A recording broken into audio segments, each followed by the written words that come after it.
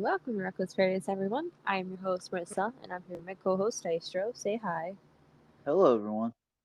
Well, happy Sunday, everybody. Can't, Woo! can't fucking believe that the weekend's come and gone, and February is really quickly moving out of here. Thank God, though, because I want spring. I don't know about you. Well, actually, no, you have no say because you live in Florida. Fuck you. hmm Um, Hey, don't need to be starting all this hostility now.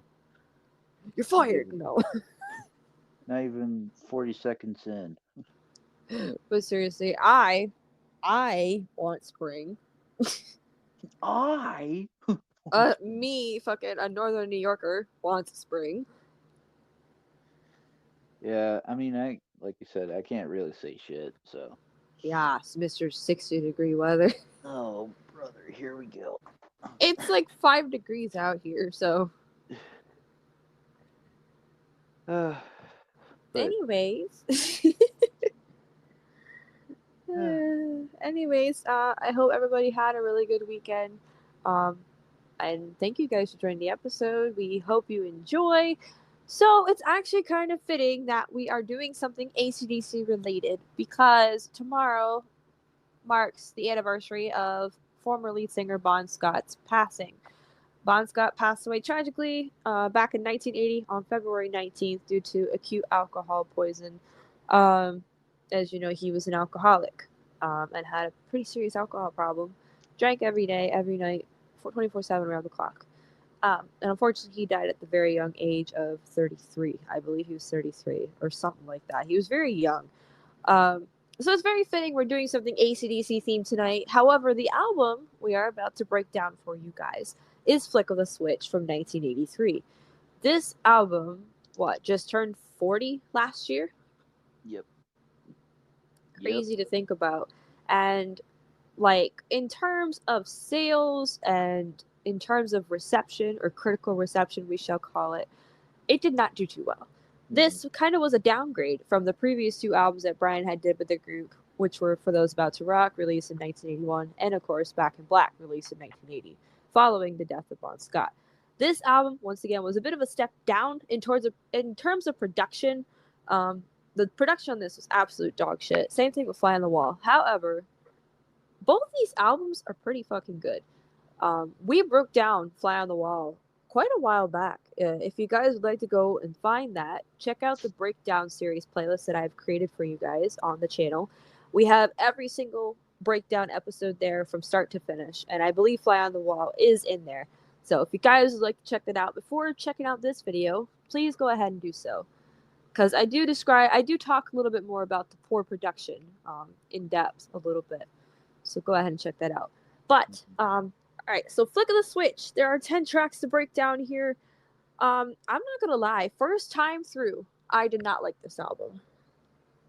First time through for me, I liked it. Yeah, I remember you actually really liked it. Even the second time through, I did not like it. It took me 3 or 4 tries to get into it. And honestly, it's not bad. If you just go into it with an open mind and just tell yourself, okay, this is an ACDC album. This is not any other band. This is an ACDC album. This is hard rock. This is what we're supposed to be looking for. And that's pretty much what this album is. It's hard rock, just less production. That's all it is, really. yeah. So, just like any other breakdown episode, we break down every single track from start to finish. We talk about the meanings for each track, if there is one to be found, and we rank each song individually as a scale on a scale from 1 to 10. And then after that, we rank the whole album as a whole from a scale of 0 to 100, based off of the average from these 10 tracks. So, without further ado, let's jump into it head first. Starting off at track number 1 with Rising Power. This one took me a while to get into as well, this first track, which is kind of odd for me to say because usually 9 chances out of 10 an opening track from ACDC is good. But this one was a bit of a tricky one for me. Yeah, I could say that as well. Like first time around, like I was like, okay. It was like one of those checks, like it could be like take it or leave it for a Right. situation. Um, but when I heard it the first time, I was like, okay, Rising Power. I was like, okay, it's pretty good track to start off with, I guess, but we've heard better opener tracks from better albums before. So, like I said, it could be like one of those take it or leave it things, sort of thing. Uh, I didn't know if you found a meaning or anything, or I didn't find anything. I didn't even fucking look up anything for this one, for well, this album. you're in luck, cause I did notes. Yeah, I've had a very busy week. So, for those who do not know, sometimes for ACDC, for ACDC, I've done majority of the notes. Yeah, And then for Foo Fighters, it's like we notes kind of for go back and me. forth. Yeah. So there was a lot of ways that you could interpret it for Rising Power.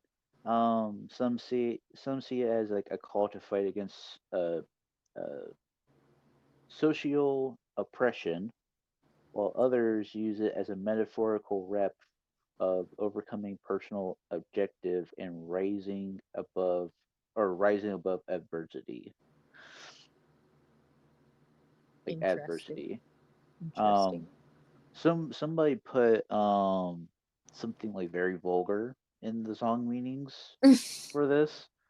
Somebody thought it could be, rising power, like, very low below the belt. That kind of rising The power. rated R shit. Yeah, R. rated R, rated R. Uh, like somebody thought it could be like that. I I can see it like for the like metaphorical way, like overcoming like a personal objective and stuff, like rising above it and power through in it. Maybe that's what I think. I But never really had a meaning for Rising Power. It's honestly for me, it's hard to get like a personal meaning with any ACDC song fair, because it's all that mainstream hard rock stuff. Like it's just good to vibe with. It's just good music to vibe with. You don't really think about the meanings or anything. yeah, that's So true. for me with this track, I gave it an 8 because it's not the strongest opener in the world, but it's not a bad song either. I'm not crazy for the main chorus on it. I'm gonna be honest, but overall, it's not a bad song. It's just I kind of wish they would have opened it up with something else, like maybe Guns for Hire or something, or Landslide. Yeah, to like get the blood pumping a little bit. Pretty much. I went at 8 as well. Okay, so we agree on that. That's good.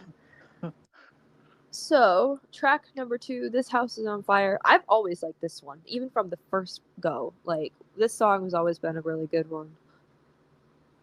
You too. I thought it was pretty good. This house is on fire. Fire. Um, I guess from a lyrical standpoint, it's supposed to depict a passionate and intense love affair, I Of guess. course. And I'm like, okay. I was like, okay, Brian. You gotta remember, 90% of ACDC songs have to do with that kind of topic. Yeah, true. Well, plus it's the Malcolm and Angus too, so. God damn it, Angus. God damn it. Uh, I mean, there's not really much more Much to to say say. about it, but Yeah, I it's was it's gonna a really say. good track though. I wish they could have probably opened with this Even that, yeah. You're and right. then put Rising Power like after it, like because to like get the crowd like Pumped I guess up. pumped up. Yeah, like I wish they could have like just flip flopped it. I think it would have been better. Right. I Um, gave it a 9. hmm, I gave it an 8.5. Because we probably don't hear it as much as other Yeah, tracks, I'm yeah, I assuming. don't, yeah, I don't hear Kind it of as the much same as boat the for book. me, but for me, it's like I like a few of the tracks a little more than this one. Right.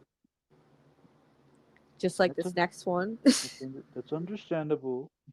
Just like this next one with track number 3, title track, Flick of the Switch. Oh man, I love that song. Flick up the switch. It's Like like I love Brian's vocals on this album. The next one after this one, that's like my favorite off of this album. Oh boy.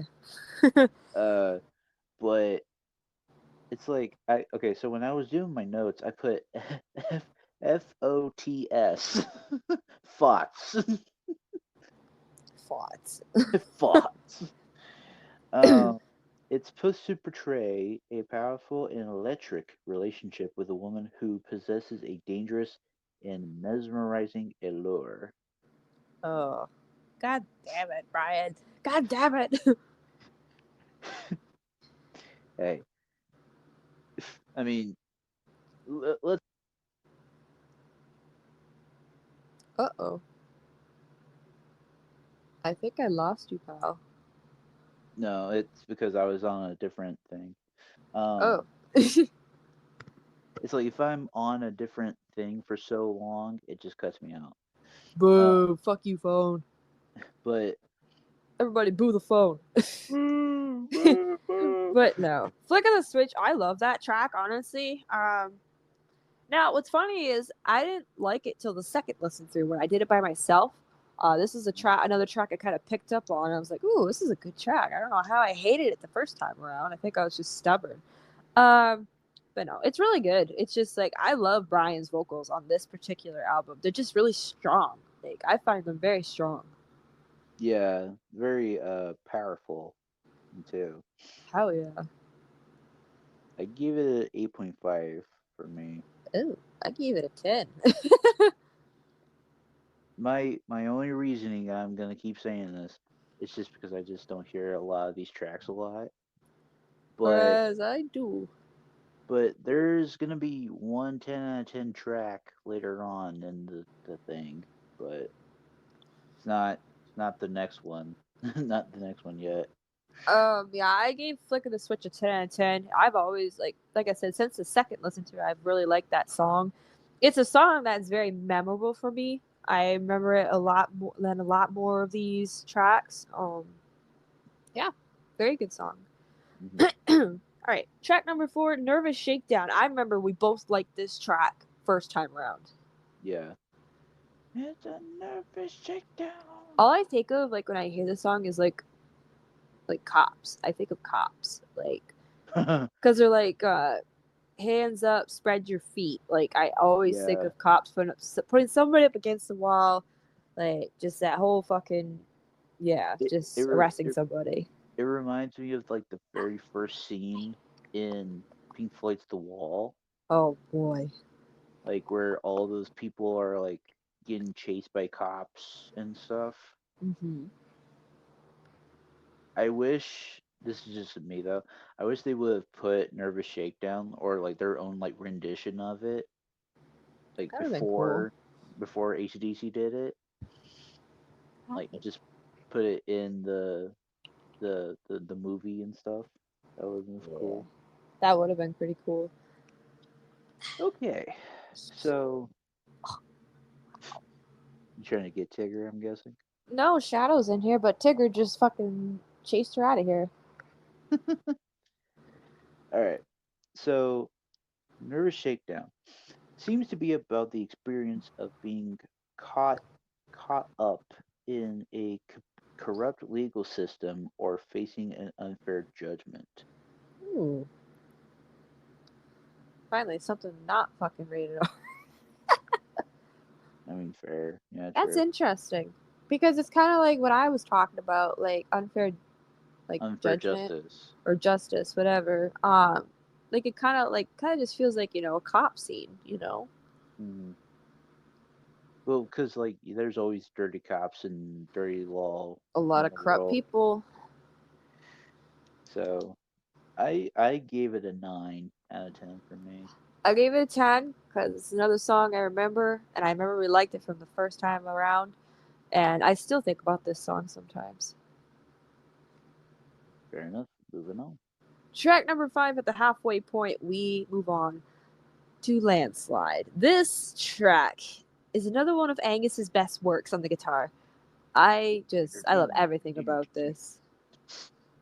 The oh god, the drum work on that song too was like killer. I think at this time they had Phil Rudd was out. He was out of the band. They kicked him out, This was and Chris they put Slade. nope. This is Simon Wright. That's not. Chris Yeah, because Slade didn't come until Razor's Edge. Razor's Edge. Yeah. Ah, so many Good old bands. Landslide. Landslide. I love the guitar riff on this one. It's just like it's fast. Yeah, well, that's what I'm gonna say too. High energy rock anthem that tells the story of a rebellious and unstoppable individual. Fuck yeah, I mean that sounds about right. That sounds like Angus. that That sounds like sounds about right. that sounds like Angus. That sounds about right. Fucking, he's a beast, man. Like he's Angus. short, but he cannot be underestimated. Oh yeah, he'll take out your kneecaps. I mean, he's got the fucking scaliest knees in rock and roll. 10 out of 10 song. I can't help it. That song's fucking good. Yeah, I gave it a 10 out of 10 too. There you go. Okay, track number 6. I'm gonna be honest. This track right here is my new favorite track from Flip of the Switch. Just based off of listening to this album the 4th time around when we did it together again.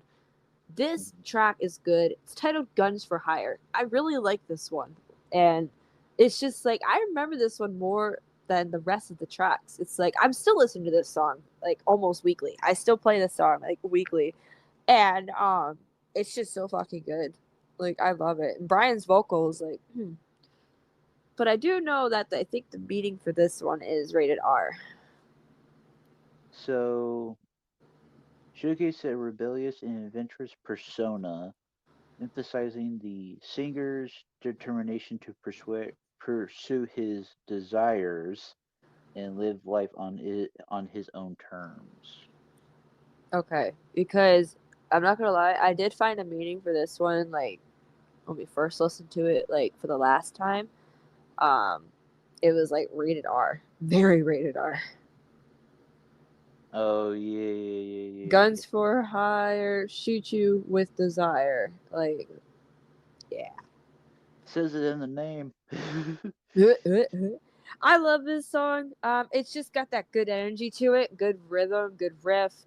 Like I said, Brian's vocals are spot on this entire album. I gave this one a 10 out of 10. Yeah, this album's gonna be rated high for you, I guess. Very. I like it. um, I gave it an 8.5 for me, Ew. but like I said, just because I just don't listen to it a lot. I think we got it for MTV night one night too. I think we did, yeah. Tigger, what are you doing?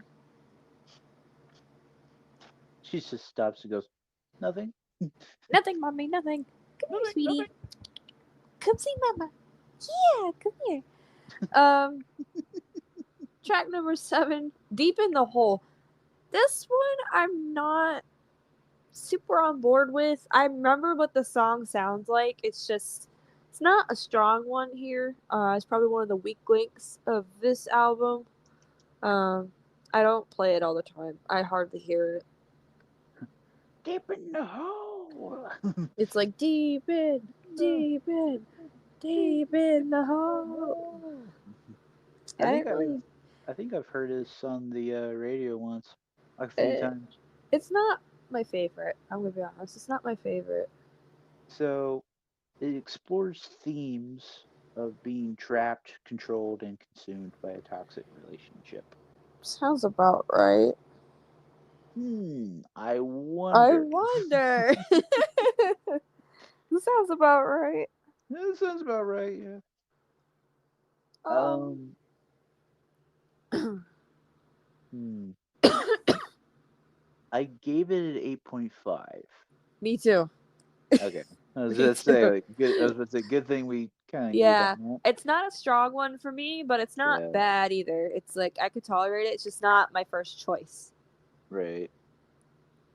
It's like Yep. one of those songs that you have to be kind of like in the mood for those Right. things. Like if I hear it once in a while, it's like okay, I'm not gonna skip it, but it's not something I want to play like Hmm. myself.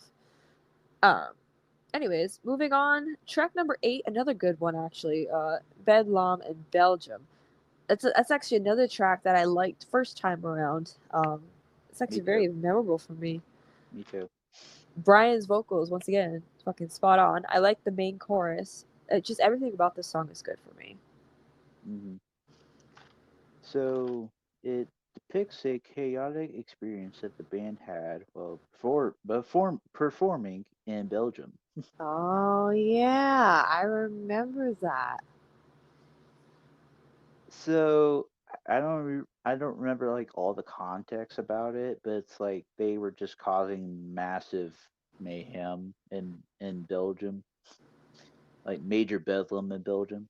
Let me see. Let me see if I can find something. Because I remember us talking about this way the fuck back. Yeah. Um, I just the story behind Bedlam in Belgium. Oh wow. Okay. So let's see. It happened during the Let There Be Rock tour back when Bon Scott was still alive. October 9th, 1977 to be exact. Wow. Okay. It was Damn. rather scary to buy an entrance ticket out of the cigar box from one of the bikers. And there's like a whole bunch of pictures. Um wow. That's crazy. I'm trying to figure out like what the full story is. Oh, you know why? Fucking noise curfew. You know how some towns or cities have a noise Oh, curfew? yeah. So the place they were at in Belgium had a strict 11 o'clock p.m. noise curfew, but the band was still performing.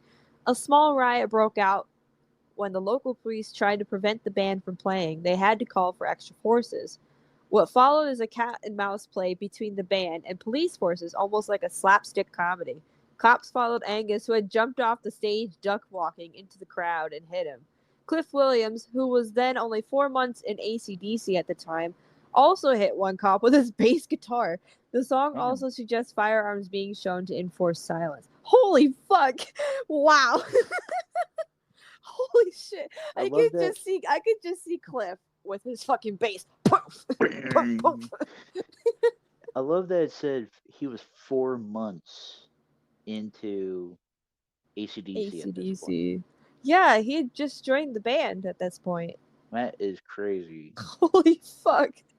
And So this is from the website acdcbelgium.blogspot.com for anybody who's wondering where you can find this information. There's a whole article about it. Someone wrote it. I'm assuming a fan or somebody who oh, actually was at the experience. I'm assuming. I'm not sure.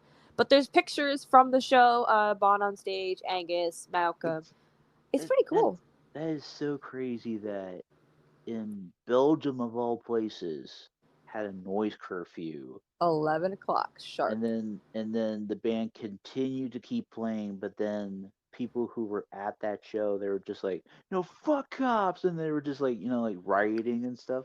And I'm like you can't make that shit up. You can't. You really It's can't. crazy. So now we know why that song is written. That's crazy. I gave it a 10 out of I'm 10. giving it a 10. Yeah, like that's fucking cool. Sometimes when you find the meaning about a song, like it just makes the song 10 times better. Yeah, it makes it. Makes you want to go back and listen to it again and think about it in that context. Yeah, because it's like there's always bedlam in everywhere, everywhere. Yeah. Okay. We have two tracks left to talk about. So let's move on to track number 9 with Badlands. This one I don't remember. Isn't that a little weird? In the Badlands. I It don't was. remember this one. It's a really good song. I actually this one was a very personal one of mine. Because of the tone that Angus was playing at the time. Okay. It was like very how should I put it? It was very kind of like almost sounded like a fly on the wall a little bit esque. Okay. It was like in the Badlands. It's weird because like usually songs I don't remember 9 chances out of 10. I didn't like them. Or like I wasn't crazy for them. But I might So have to go re-listen to it. yeah, I would. Um, The song portrays a rebellious and lawless persona. Like I'm guessing it's kind of like a precursor or a continuation maybe of like Landslide maybe if you put it in that context. Okay, I can see where you're going with that. But you could also probably take it like with the Bedlam in Belgium, it's like going into like Badlands, maybe. Maybe. So I don't really know if it's like that kind of context, but in my head, I'm like, okay, well, Landslide's about a rebellious, unstoppable individual. Well, with Badlands, it's rebellious and lawless persona, and it fits with that rebellious and unstoppable individual in Landslide. Okay. So that's what I think, but Hey, and that's fine. I could be wrong, but uh, I give it a 9 out of 10. I gave it an 8 because I really don't remember this one very well. Um, but I'm gonna go back and listen to it eventually. I'll probably hear it again eventually, knowing my playlist. However, closing track time. Track number 10 with Brain Shake. I like this one too. Um, this one I remember liking the second time around. Right. I like the rhythm and the beat to it. It's like very like groovy or catchy. Like it's like really fucking good. It's a brain shake. Jake. It's like I think if you think about it, like the exact same sentiment that Brian did in Brain Shake, it could be like the exact same in Nervous Shakedown too. You're probably right. But nonetheless, it's predominantly focusing on the exhilarating experience in the addictive nature of rock and roll. Hmm. It's like a brain shake. It's like a brain shake. Yeah. You gotta love song meanings. Honestly, yeah. Sometimes you're just like so straight and to the point. It's like it's so hard to be like, okay, this is what it's gotta be, but then there's always that one person is like, no, it's not actually that, it's this, and it's like, okay, And they break it down for you and are like very specific. yeah, and they're very, very specific. Like I've seen people on songmeanings.com, they literally break down lyric by lyric by lyric I've done of that. every single detail, and I think it was in Pink Floyd Oh, on I'm not surprised. for Wish You Were Here, I'm not surprised, my friend, because and I'm Pink like, Floyd, people get really fucking in depth with Pink Floyd I'm, I'm, because their I'm like, music is like a maze. yeah, I'm like, oh my god, like, And listen, there's a lot of Pink Floyd fans out there. true, true, true. You should see the Okay. wall. You should see the fucking song meanings for Oh, the wall. I have. Trust me. Oh my god. I, It gets I, bad. yeah, I'm not surprised. Maybe Um, we'll do that next. oh God, no. We'd have to do that in like fucking 3 parts because it's so long. It's It's like like what, 23 tracks. yeah, it's like super long. Um, Anyways, oh, what Brain did you Shake. rate it? I gave it a 10. I like this song. Good closer. Very strong closer. I gave it a 9.5 for Hey, me. and that's good. That means it's a strong closer It after all. so like if they had just switched This House is on Fire for Rising Power, I think it would have been a good opener and then a good closer. I agree. I agree. To be honest, they should have swapped out Rising Power and put This House is on Fire. It's yeah, it's like if you think about in wrestling terms, like because we talk about wrestling on this channel, like Rising Power was like the pre-show, and then This House is on Fire is like the main course, and then Brain Shake is the main event, and it ends the show happy. Oh boy. But okay, so time to rank this album overall. I already did my total. Yeah, I've already done mine too. So I'm gonna let you go first this time. I did a 98.5. What? Yeah, Yours is way fucking higher than mine. yeah. Holy fuck. Mine is a 93.5. Okay. Because I had a few low ones because there were a couple weak points on this album. Like I said, opening track wasn't the strongest. And then for me personally, Badlands and Deep in the Hole just didn't hit it for me.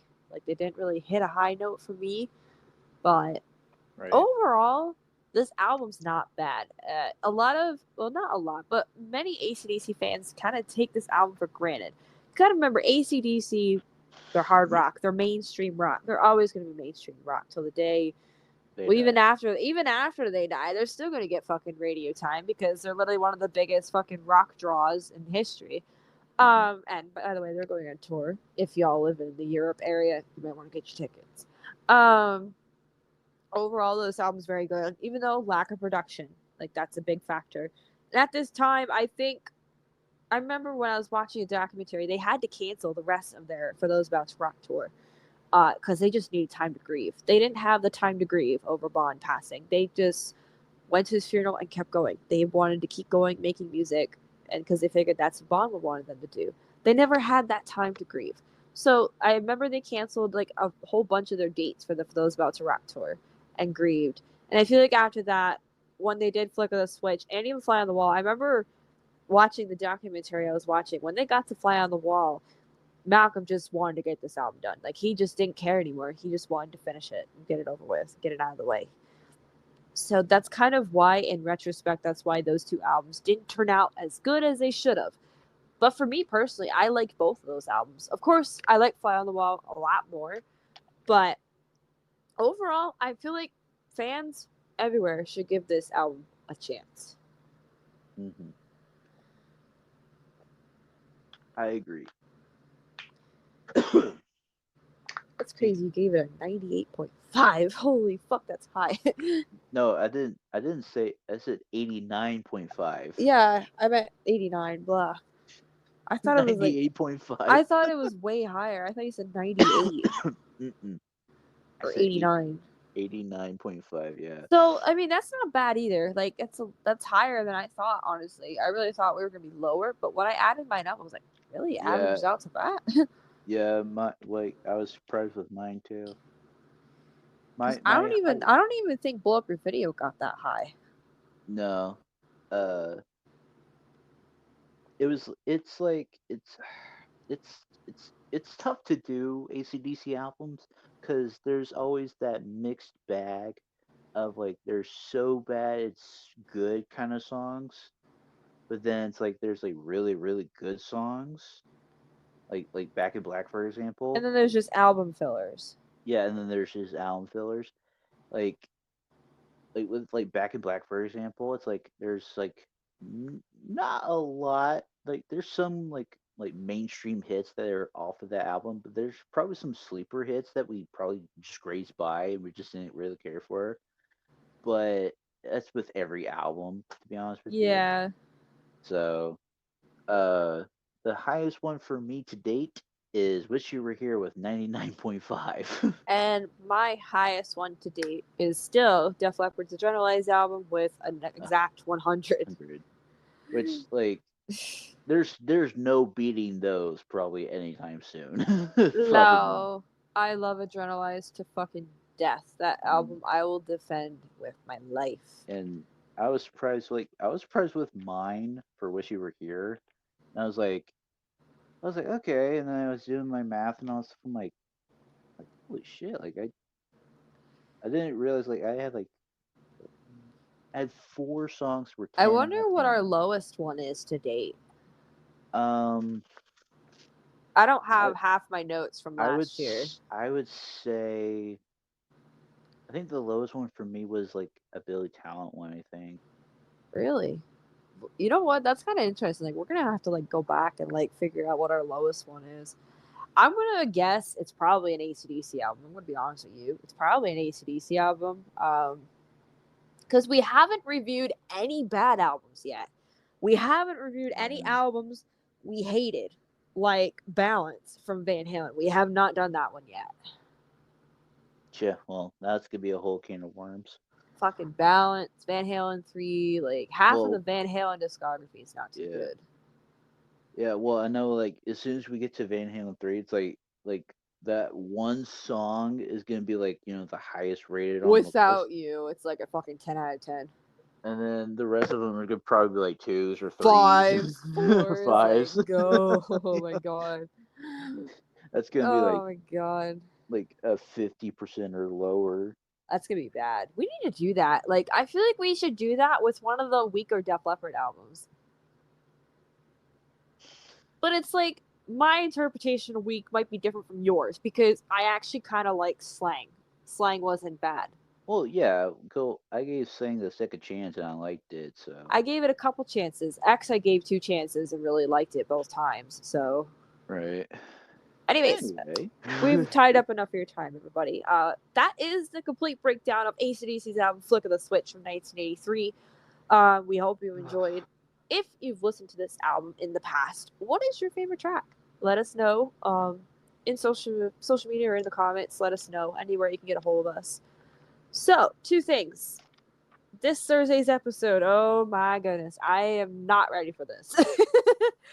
I am not ready for this, and it's rare for me to say that after a pilgrimage. We have officially wrapped up our Simple Plan pilgrimage. Sad face.